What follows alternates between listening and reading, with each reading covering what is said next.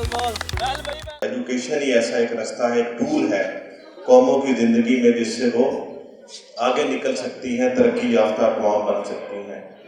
और उस तालीम को जब तक स्पोर्ट्स का तड़का ना लगे तो वो तालीम एक किस्म की अधूरी तालीम होती है। और आज आपकी इसी एकेडमिक प्रोसेस के अंदर स्पोर्ट्स का तड़का लगने जा रहा है, तो ये आपके लिए सबके लिए एक प्लेजर का बायस होगा।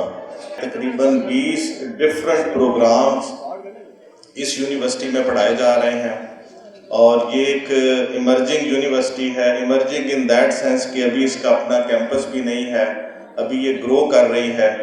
तो मेरी अल्लाह ताला से दुआ है और इसमें जो मेरी कैपेसिटी है बतौर डिप्टी कमिश्नर जो रोल प्ले कर सकता मैं वो भी करूँगा कि ये यूनिवर्सिटी दिन दोगुनी और रात चौगुनी तरक्की करे।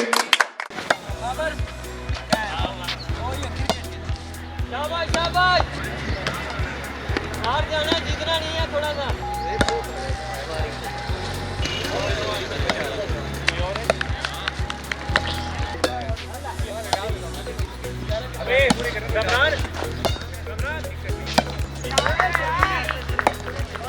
ये यूनिवर्सिटी साउथ पंजाब की पहली engineering and technology full fledge university है।